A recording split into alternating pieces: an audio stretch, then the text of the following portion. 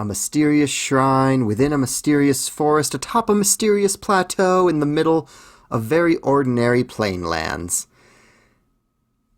Come adventure with me, won't you? Hello my friends and welcome to the Wednesday video. Today I'm going back into my adventure site design. The last one of these I did was the Flesh Golem's Retreat, and that one was a lot of fun. I'm still hammering out my design, but I'm figuring out how I want these pages to look. Now this one is going to be the Shrine of the Ancient Flame. It's a mysterious shrine with an ever-burning fire on the altar. Now, I want this to be somewhere where most of the geographic theming is not that Near Eastern, Middle Eastern theme, but this location is, and it feels displaced, and it feels unusual, right? And overall, I do want this to be a place that has more questions than answers.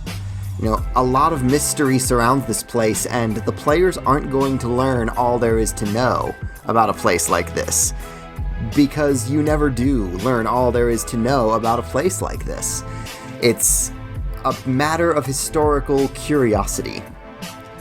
Right, so to that end, we have four main sections of the document I'm putting together here.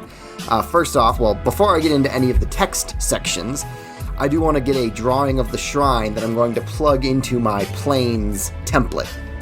So with that drawing of the shrine made, now we move on to the four text blocks that I want in here. The first is the shrine itself. This is the location. This is the central question of what's going on in this place is, what is this shrine? Why is it here?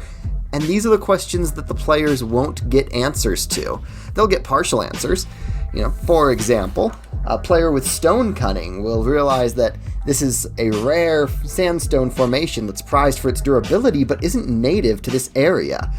Someone who knows Arcana will recognize that the perpetual flame burning on the altar draws its source from this altar's location on major magical ley lines.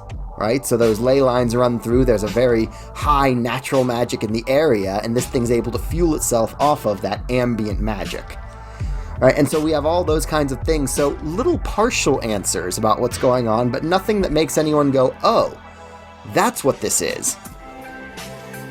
The next thing I want is the different types of plants found in this forest. We've got, again, I want to stick with that Near Eastern, Middle Eastern theme a little bit. So we're going to see golden apples, silver apples, figs, quinces, a particular type of grape that's prized by brewers.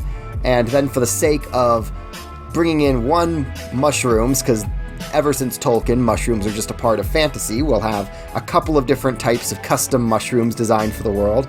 And then I thought it'd be interesting to have the possibility of finding a wild goodberry bush. Now, goodberry would be pretty potent if you could just take these berries, replant them, and have that just ready to go for you. So I've actually written in that these berries do lose their properties within 24 hours of being picked. Now, the next section is going to be multiple groups of different pilgrims. And I'm calling the table pilgrims, but there's going to be a couple of other options.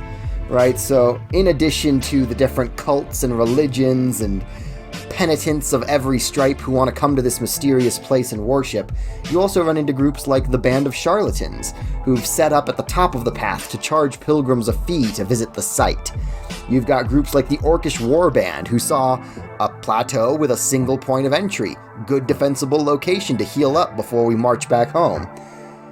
You even have a single Oathbreaker Paladin, who's come to worship at the shrine, and while he's not there to fight anybody, he's not above killing, and he does not want to be disturbed in his vigil.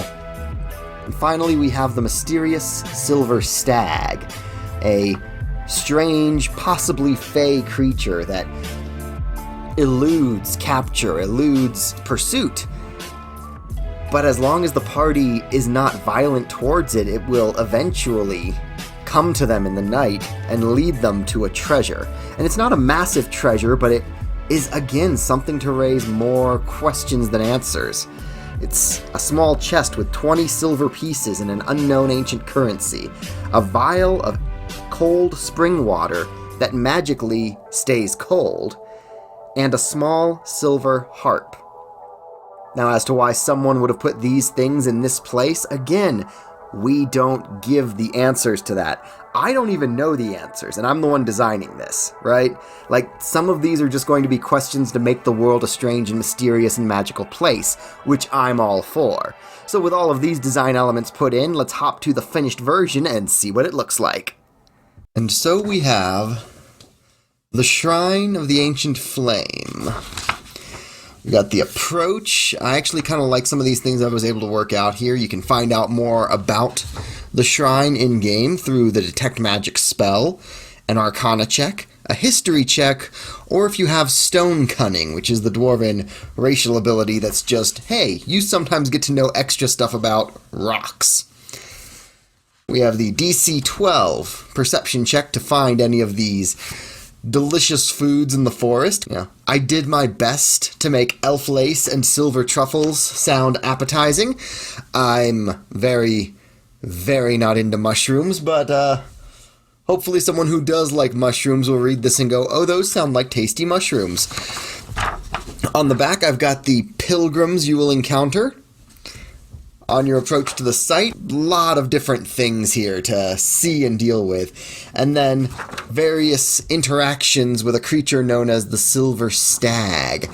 So all of that came together real well. I think I did learn my lesson from the Flesh Golem's Retreat adventure site that I put together. This one, I brought the text size down a good bit, and I still think 12 still looks a little bigger than it needs to be. Let's see, I think this one over here, let's pull back up the front. So I think Verdana 9 is good for being the low end, and I might go smaller than 12 even on the high end. I think the back was at 11, and that was pretty decent.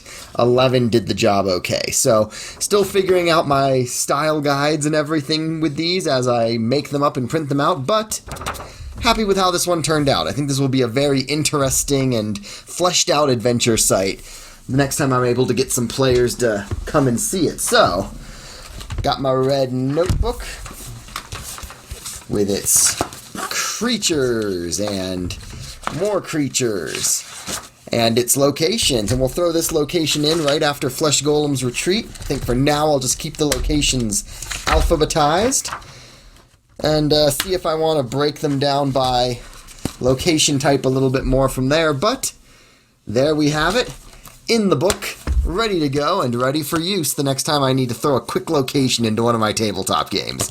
Hopefully you enjoyed watching the process, and I will see you guys in the next video. Thank you for watching.